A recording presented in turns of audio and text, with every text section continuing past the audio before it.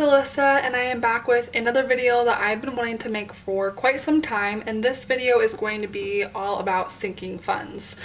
People have a lot of questions about sinking funds, and I have a lot of things that I've wanted to explain about them, so I'm finally making this video, and I really hope that it helps kind of clear some things up. Some of my most commonly asked questions are about sinking funds, so I just hope you guys find this video helpful. Hopefully the lighting is not too bad. I am filming this at night, but I'm using some bright lighting, so hopefully it is bearable for you guys. Okay, so my first thing I'm going to talk about is what are sinking funds. So a sinking fund is basically like a temporary or small like savings account, and I do them in cash, but some people choose to do them in an actual like savings account with a bank. And I have heard of Capital One 360. So it's, let me just write it here. Capital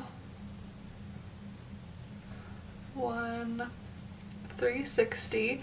Apparently they will let you have, I think, like 25 different savings accounts or checking accounts that you can like transfer between each other for free. So that's an option if you want to have your sinking funds in a bank, which I could definitely be looking into that in the future. One of my subscribers just told me about that, so it's a really great option. But basically a sinking fund is anything that is irregular. So like, for example, your car registration's due once a year, or some people might pay their car insurance quarterly. So that would go into a sinking fund. Also, it could be something unpredictable, as in you don't really know when you're going to need this money, but you just know that you will at some point, or it's likely that you will. So those are things like car maintenance, home repairs, things that you really should be setting aside money for. You just don't really know how much that repair or that expense is going to be, and you don't know when. And I will get into how to determine how much money to put into things like this. And then another category could be infrequent.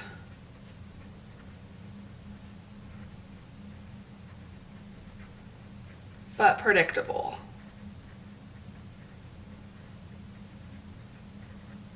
So for example, if you own a car, you will need to replace the tires on it.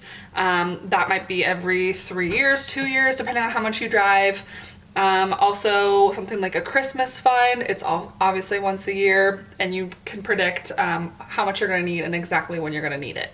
So these are kind of the same type of thing, but that's basically what I categorize sinking funds as.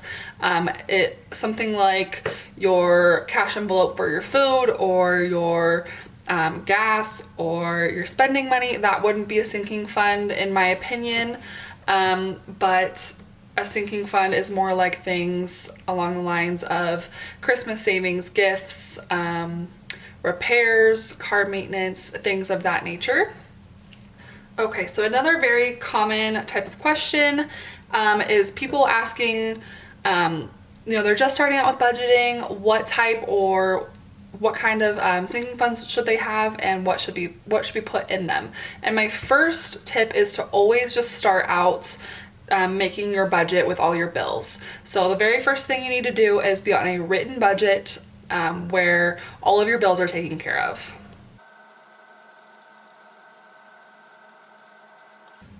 Okay, so if you're following the Dave Ramsey plan, for example, if you have a number of bills per month that go towards things you have debt on, he recommends that you pay the minimum on all of those items, and then you attack the item with the smallest amount of debt, and you start paying that off. So if you have enough money set aside, or if you have enough money coming in every month to pay for all the minimum payments on all of your bills, and pay everything on time, keep the lights on, keep food in the house, keep the water going, gas, everything like that, then you're kind of wondering, what do I do with the money left over? That is when sinking funds come in. So also everyone always asks me, well, what kind of categories should I have? Okay, so that is the next question typically, is what categories should I have? And I have things that I would say are wants,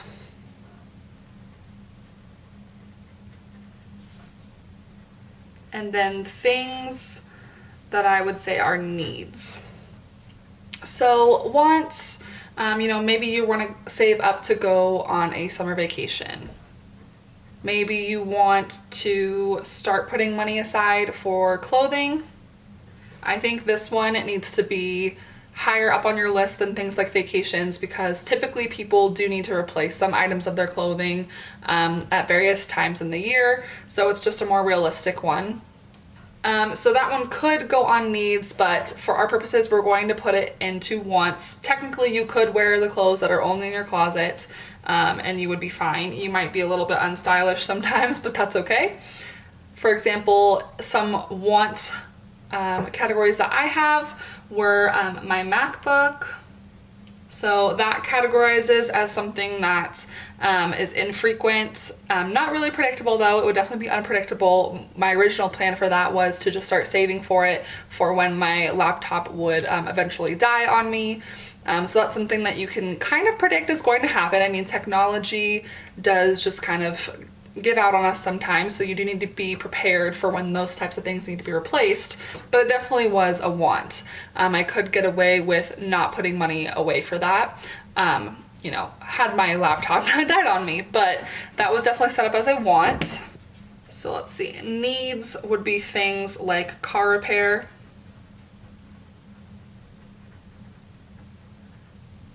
and that makes me add something to this category.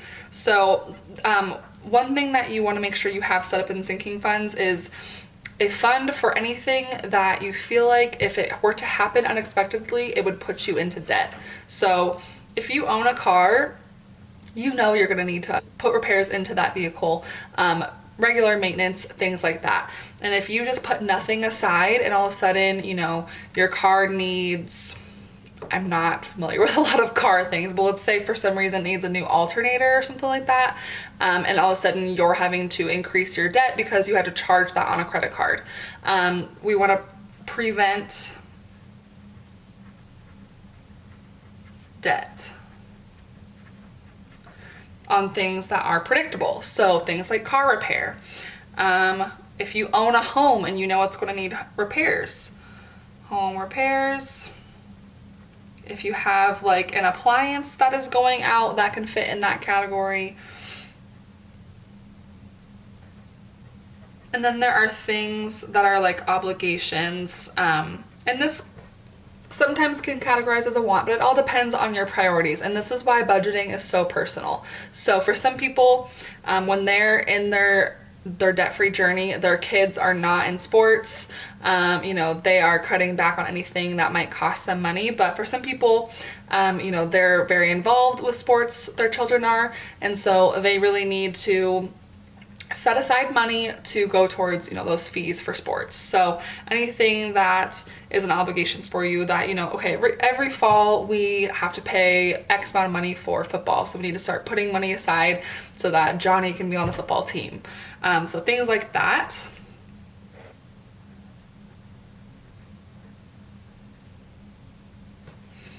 And then definitely one of the most asked questions is, how do I know how much money needs to go in these envelopes?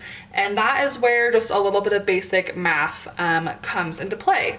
So let's say, for example, you are starting some sinking funds now and you want to have some money set aside for Christmas. So let's see how many weeks are until Christmas. This is going to be depressing. 16 weeks. So let's say actually, yeah, let's just do 16 because I already wrote that down. 16 weeks until Christmas. And let's say you want to have $400 set aside to go towards Christmas. That's your goal. And you can determine that number by seeing, you know, how many people you need to buy gifts for and how much money you plan on spending per person. Okay, So then you would take 400, divide by 16, and you need to put $25 per week into that envelope in order to have $400 in 16 weeks. So that is how you would do things like that. So let's say, for example, same exact type of situation, your car registration is due in, let's say you're like me, and mine is due in, let's say, like 50 weeks, because I think I just paid it it was like a month ago, but we'll just say 50.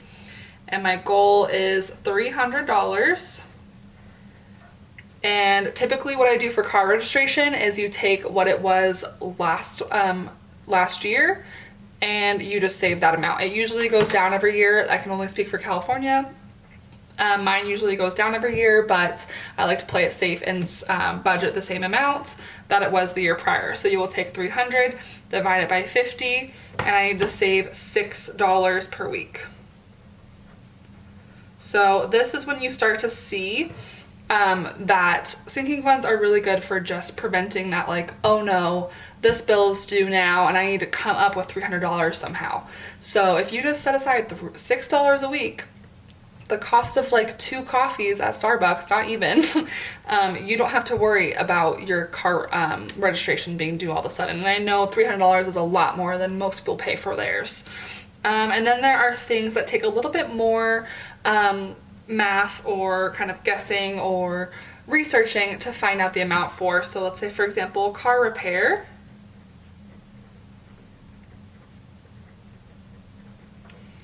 Let's say you have nothing saved for that right now. And let's say you own a 2010 Toyota Corolla. And then I'm just looking up Toyota Corolla 2010 maintenance costs. And I think I've done this with another video, but that's okay. So cost of the 250,000 mile maintenance service for your Toyota Corolla. Okay. Okay, so this website says the Toyota Corolla has an average maintenance repair cost of $209. So for me, I like to kind of overestimate. So I would say maybe $250. Like, let's say that's how much you want to save in a year. But let's say you want to have that amount saved in 6 months. Just because you're like, okay, I have nothing saved up right now, but I want to get this saved up quicker rather than later, so that just in case something comes up, I have this yearly maintenance amount saved up. So we have 250 divided by 6 is 41. Let's say roughly 4 weeks per month. And we have right around $10 per week that you would set aside for your car repair. And then let's say clothing.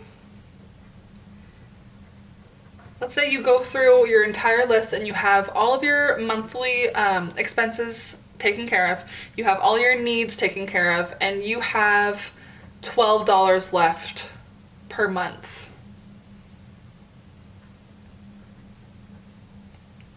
Or let's say you have $20 left per month.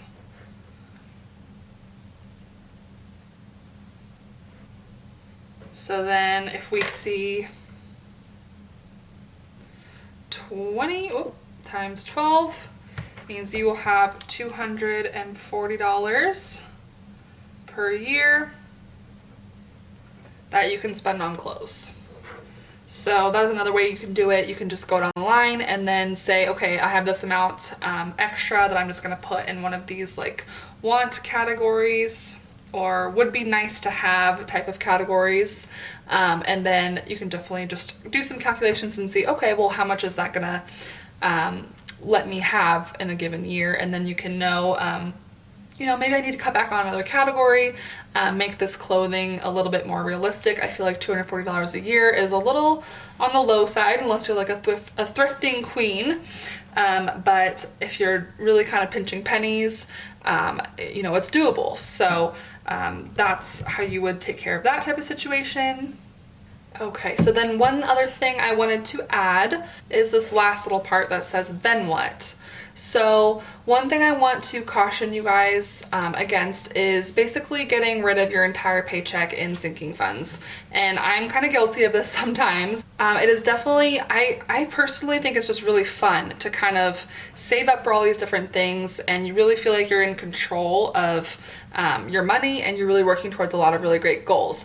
But if you spread yourself too thin and your income too thin, it's hard to achieve other goals that you have, like paying off debt. So I would say definitely try and limit yourself as much as possible.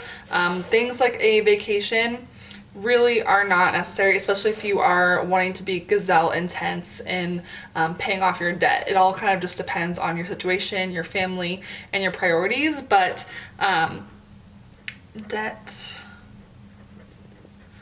snowball. So your debt snowball would be your next priority. So after you have sinking funds set up for these needs, especially if you're being gazelle intense and you're staying away from these more like want categories, or at least not putting a ton into things like clothing, then you're gonna start what's called your debt snowball. So I'm gonna come up with like a very hypothetical situation for just explaining the basics of a debt snowball. I assume that a lot of you guys are familiar with the concept, but if anyone watching is not, I just want to give a really quick little explanation. So let's say someone has a credit card debt of $500 per month, and they have, or sorry, $500 total, and they have a car with $5,000 left on the loan, and they have student loans of $10,000, just to make things kind of round. And then the minimum on this one is $25,000. The minimum on the car is $200,000, and the minimum on the student debt is $300,000. Let's say that. So what you're going to attack first is definitely going to be this credit card. Even if this was something that has a lower interest rate than the biggest debt, Dave Ramsey does say that it is more beneficial for you to pay off the smaller debt faster. It definitely gives you a sense of accomplishment, it gives you some momentum, and it makes you a little bit more motivated to continue on, make sacrifices, and get those debts paid off. So you would pay the minimum on these two. You would have your written budget, and anything you have left over after all of your bills and all of your need sinking funds, you would put extra onto the smallest debt. So let's say like month one, you put a total, including your minimum payment, of $200. And then month two comes around and you were able to pay off the remaining $300, and then this bill is paid off. So if you put $300 in towards that debt on month two, you should be able to put the $300 in addition to this $200 for month three of your journey. So you're already putting the minimum onto the car, and then you're adding this $300 that you were putting towards the credit card to give you a total of $500. And then, you know, you'd continue on from there. So let's say you're paying $500 a month. That would mean this is paid off in 10 months. You know, not calculating for any interest or anything like that, but let's say month 11, you're on your student debt. So this is just something that is super, super motivating to see. Like if you were starting with the highest interest rate, it would take you so long to pay off this large chunk of money. But once you're at 11 months in this situation, you already have your other two debts paid off, and it feels so good. So you would add this $500 that you've been paying on all these months. So let's say like 4 through 10, $500 per month. So once this is paid off, you're going to take this $500 and add it to this $300. So that's where the name comes from, the snowball effect. So then you're paying $800 a month towards the student debt and anything else additional that you can scrape up. So let's say you sell something and 1 month you're able to put $900, etc., etc. So that is basically how you would take care of your debt, or what you would do with any money left over after the sinking funds. So I really hope that this video was helpful for you guys, and I'm sure there will still be some questions on sinking funds, and I would love to answer them in the comments if you have any questions, or feel free to message me on Instagram, or if you don't have an Instagram, I have my email listed below if you want to email me your questions. But I definitely hope that this video was helpful for you guys. I've been wanting to make it for quite a while, and I hope I answered the majority of your guys' questions and kind of pointed you in the right direction on what kind of categories you should have and how to calculate those amounts. So I will see you guys on the next video, and thank you so much for watching. Please hit that like button if you enjoyed the video, and don't forget to subscribe to my channel. I make all sorts of videos on budgeting, and if you have any requests, please leave them down below. But I will see you on the next video. Bye!